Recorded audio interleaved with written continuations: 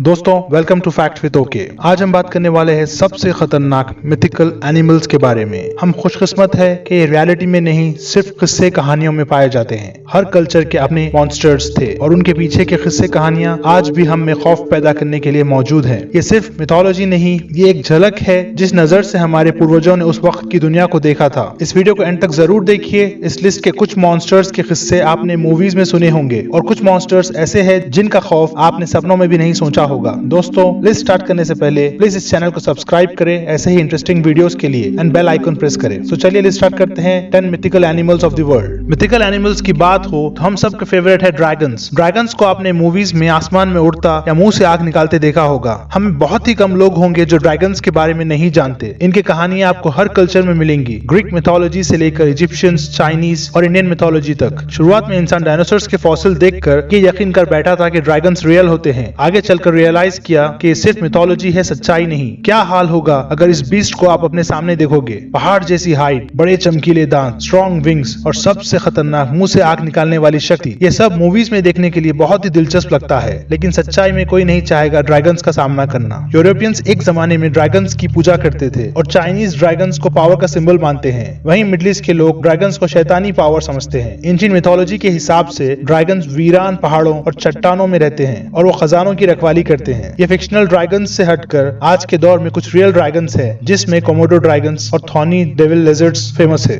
List में next है hydra. ये एक पानी वाला जानवर हुआ करता था जो दिखने में ड्रैगन की ही तरह था, लेकिन उसके 9 सर थे। इसका खून इतना जहरीला था, ये जब सांस भी लेता तो जहर निकलता था, जिससे कोई इसके सामने आए तो वो सांस लेने से ही मर जाए। कोई जहरीली सांसों से बच भी जाए तो उसका सामना एक पहाड़ की तरह 9 सर वाले हाइड्रा से होता। मिथोलॉजी के हिसाब से हाइड्रा को कोई नहीं मार सकता था। अगर कोई इसका एक सर काट दे तो उसकी जगह 2 सर और निकल आते थे। उस पर से उसका ओरिजिनल सर इमॉर्टल था। ग्रीक हीरो हेरक्युलिस ने अपने साथी की मदद से हाइड्रा को खत्म किया था। हेरक्युलिस ने हाइड्रा के सांप की तरह दिखने वाले सर एक एक कर काटता गया और उसके साथी ने शोलों वाली तलवार से जलाकर सर को दोबारा निकलने से रोक लगाई। बाकी रहा इमॉर्टल सर, जिसको हेरक्युलिस ने काट कर किसी पहाड़ के नीचे दफना दिया, जो हमेशा के लिए वहीं फंसा रह गया। हेरक्युलिस के बारे में आप अपनी राय कमेंट्स में हमें बताएं। लिस्ट में नेक्स्ट है स्फिंक्स। स्फिंक्स का जिक्र ग्रीक और इजिप्शियन मिथोलॉजी में किया गया है। स्फिंक्स सबसे ज्यादा खौफनाक मिथिकल क्रिएचर थी, जिसका शरीर शेर का और रानी का चेहरा और विंग्स पक्षी के थे। आज स्फिंक्स को इजिप्ट का सबसे हैरत अंगेज मॉन्यूमेंट माना जाता है, लेकिन वहाँ के आर्कियोलॉजिस्ट का कहना है कि ये सिर्फ एक मूर्ति के सिवा और कुछ नहीं। लेकिन जब हम स्फिंक्स के बारे में पढ़ते हैं तो हमें और जानने की जुस्तजू पैदा होती है। स्फिंक्स के बारे में एक दिलचस्प कहानी ये मशहूर है कि स्फिंक्स जो एक बेरहम राक्षस थी, एक ऊंची पहाड़ी पर रहा करती थी। अगर कोई उसके सामने आ जाए तो वो उसे एक पहेली हल करने के लिए देती थी। जो पहेली का हल ना बता पाए वो उसे मार कर खा जाती थी और उसको यकीन था कि उसकी पहेली का हल किसी के पास नहीं। एक दिन ओडिपस नामी इंसान ने उसकी पहेली का सही जवाब देकर स्फिंक्स को हैरान कर दिया, जिससे परेशान होकर स्फिंक्स ने पहाड़ से गिरकर अपनी जान दे दी। लिस्ट में नेक्स्ट है वेयरवुल्फ। वेयरवुल्फ एक मिथिकल क्रिएचर है जो यूरोपियन कल्चर में पाया जाता है। ये एक इंसान नुमा जानवर है जो रात के वक्त बहुत ताकतवर भेड़िया बनकर जानवरों और इंसानों का शिकार करता है, लेकिन जैसे ही सुबह का सूरज दिखाई दे वो वापस इंसान बन जाता है। जिस वक्त वो भेड़िया के रूप में होता है उसको कोई होश नहीं होता, वो किसी को नहीं पहचानता, जो दिखाई दे उसका शिकार करता है। कुछ वेयरवुल्फ अपनी मर्जी से रूप बदलने की शक्ति रखते हैं और कुछ फुल मून के असर से रूप बदलने पर मजबूर हो जाते हैं। मिथोलॉजी के हिसाब से वेयरवुल्फ को सिल्वर या आयरन के हथियार से मारा जा सकता है और वो मरने के बाद इंसान के रूप में वापस आ जाते हैं। हिंदू मिथोलॉजी में वेयरवुल्फ जैसा एक क्रिएचर का जिक्र है जिसको यक्षास कहते हैं, जो कुबेर के खजाने की रखवाली करता है। लिस्ट में नेक्स्ट है वैम्पायर। वैम्पायर्स इतने मिस्टीरियस होते हैं कि इनके बारे में कंप्लीट इन्फॉर्मेशन किसी के पास नहीं। ये ना तो कंप्लीट इंसान होते हैं और ना ही जानवर, और ये ना तो कंप्लीट जिंदा होते हैं और ना मुर्दा। मिथोलॉजी के हिसाब से वैम्पायर्स मौत से वापस आकर अपने अपने खबरों से निकल आते हैं और अपनी भूख और प्यास को बुझाने के लिए किसी जानवर या इंसान का खून पीते हैं और फिर सुबह होने से पहले गायब हो जाते हैं। सूरज की रोशनी वैम्पायर्स को कमजोर बना देती है। मिथ के हिसाब से वैम्पायर्स बैट्स का रूप ले सकते हैं और ये बहुत ताकतवर होते हैं। इनके पास इंसानों को अपने कंट्रोल में करने की शक्ति होती है। वैम्पायर्स का कोई साया नहीं होता और ये खुद को आईने में नहीं देख सकते। दुनिया के काफी कल्चर्स में वैम्पायर्स से रिलेटेड काफी किस्से कहानियां हैं, लेकिन साइंस के हिसाब से वैम्पायर्स सिर्फ इंसान का बनाया हुआ किरदार है जो एक जमाने में बेड टाइम स्टोरीज की तरह इस्तेमाल होता था। ट्रांसिल्वेनिया के वैम्पायर और वेयरवुल्फ पर बहुत ही दिलचस्प मूवी है वैन हेल्सिंग के नाम से। अगर आपने नहीं देखी तो it's a must watch movie. List में नेक्स्ट है नियान। एंशिएंट चाइना में नियान शाओ से बड़ा खौफ कोई और नहीं था। ये उस वक्त की बात है जब चाइना के लोग एक राक्षस की तरह दिखने वाले जानवर के खौफ में छुप छुप कर जीते थे, जो साल में एक दफा विंटर के दिनों में रात के वक्त पहाड़ों से निकलकर गांवों की तरफ आता था और रास्ते में जो दिखे जानवर, परिंदे, बच्चे, बूढ़े सबको जिंदा खा जाता था और सूरज निकलने से पहले पहाड़ों में वापस चले जाता था। ये जानवर दिखने में बहुत बड़ा और इमोर्टल था। ये 100 आदमियों की ताकत रखता था, जिसका सर शेर का था और बॉडी पिग की थी। कोई हथियार इसको नुकसान नहीं पहुंचा सकता था। उसी खौफ के माहौल में एक दिन एक बूढ़े आदमी ने बहादुरी दिखाई और लाल रंग और शोर शराबे के जरिए नियान को भगाने में कामयाब हुआ। उस बूढ़े आदमी ने खुद को देवता बताया और कहा कि वो इंसानों की रक्षा के लिए आया था। उसी टाइम से चाइनीज न्यू ईयर का सेलिब्रेशन स्टार्ट हुआ, जिसमें हम आज भी लाल रंग और शोर शराबा देखते हैं पटाखों के रूप में।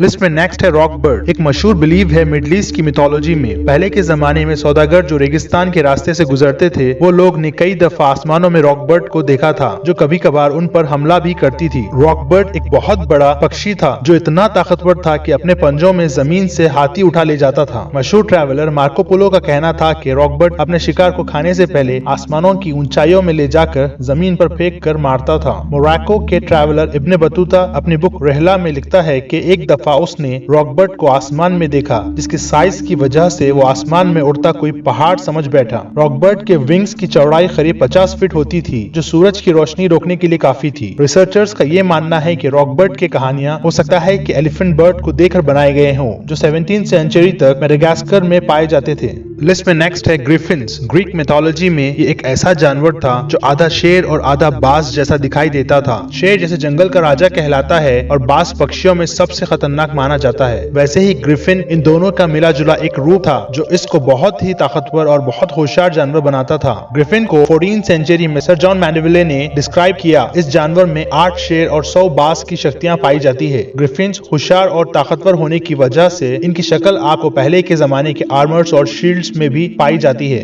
ग्रीक मिथोलॉजी में अपोलो, जो गॉड ऑफ सन कहा जाता है, वो ग्रिफिन्स की ही सवारी करता था। अब आप इसे मिथ समझे या सच्चाई, हो सकता है कि हमारे पूर्वजों ने ऐसे ही किसी जानवर को देखा होगा, क्योंकि ग्रिफिन्स की कहानियां आपको न सिर्फ ग्रीक मिथोलॉजी में बल्कि हर मिथोलॉजी में मिलेंगे। लिस्ट में नेक्स्ट है मैंटिकोर। दुनिया के ज्यादातर मिथिकल एनिमल्स आपको ग्रीक मिथोलॉजी में मिलेंगे। उनमें से सबसे खतरनाक दिखने वाला जानवर था मैंटिकोर, जो खून का प्यासा होता था, जिसका फेस एक ब्लू आंखों वाले इंसान का, बॉडी शेर की, विंग्स चमगादड़ के और दुम स्कॉर्पियन की होती थी। मैंटिकोर की कहानियां शुरू हुए थे ग्रीक ऑथर सिटेसिस के बुक्स में। उसने पहली बार इनका जिक्र किया था 5th सेंचुरी BC में, जब उसने बुक लिखी थी इंडिका के नाम से। ये हजारों सालों में पहली बुक थी इंडिया के बारे में। मिथ के हिसाब से मैंटिकोर के दांत शार्क मछली की तरह होते थे और ये हमेशा इंसानों के गोश्त का भूखा होता था। ये हमेशा अपने शिकार को भगाकर अपने खतरनाक पंजों से मार कर करता था। सिटेसिस के हिसाब से मैंटिकोर के पास एक ऐसी शक्ति थी, वो अपनी दुम से जहर दाग कर अपने शिकार को पैरालाइज कर सकता था,